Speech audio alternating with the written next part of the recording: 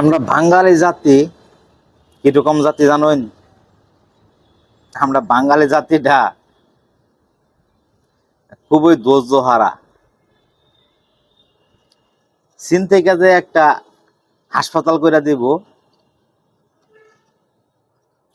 তো হাসপাতাল তারা করে দিব, তো বাংলাদেশে একটা জায়গা তো লাগবো। ওখানে নেট দুনিয়ার মধ্যে এটা লইয়ে ধাক্কা ধাক্কি চলতেছে। কোনখানে ধাক্কা ধাক্কি চলে? ঢাকার আশেপাশে।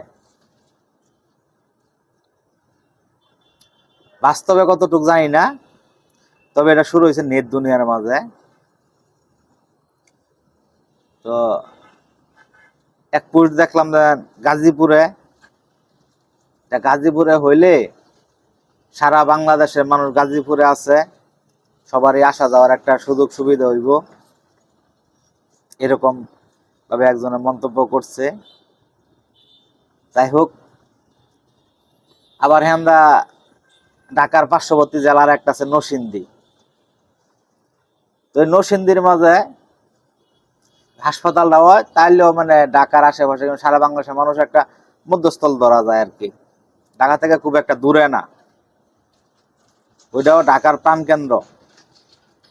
আচ্ছা, এখানে গাজীপুর নরসিংদী যদি ঢাকার প্রাণকেন্দ্র হইয়া থাকে, নারায়ণগঞ্জ কি কোনো অপরাধ করছে? নারায়ণগঞ্জ তো করে আত্মার কেন্দ্র।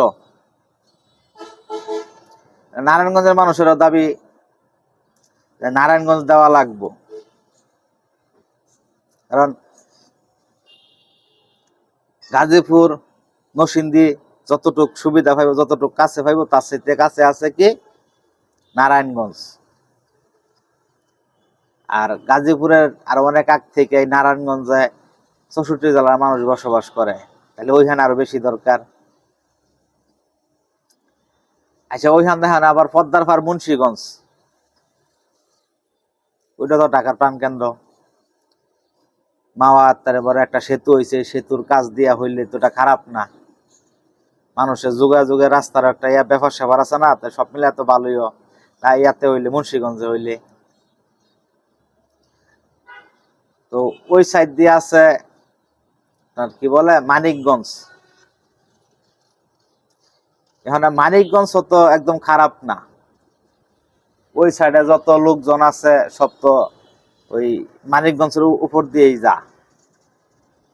মানিকগঞ্জ হইলে ওইটা ঢাকার প্রাণকেন্দ্রই, খুব ভালো একটা জায়গা। ওইখানে হইলে খারাপ হয় না তো। ওইখানে মানুষেরও কারাকারি, যেটা মানিকগঞ্জ হওয়া উচিত।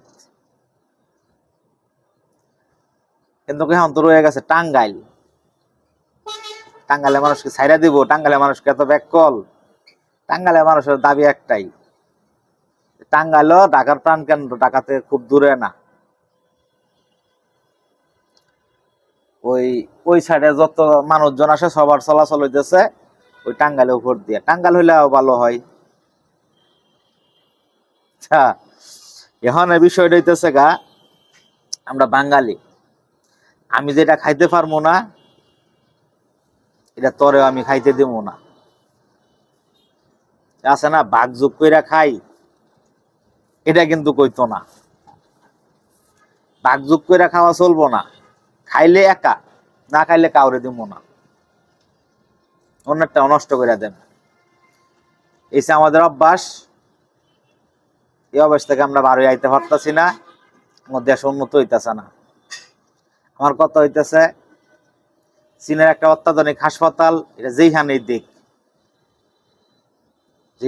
দেখ আমরা সুন্দর একটা সেবা পাইলে এটাই যথেষ্ট। কলকাতা যায় এরা সবাই দূর পাচ্ছি, কত আরাম লাগছে না। আঙ্গর প্রয়োজন হয়েছে হাসপাতালটার সুন্দর একটা সেবার দরকার, আর কিছু না। কোন হানে হইব ওটা বড় বিষয় না।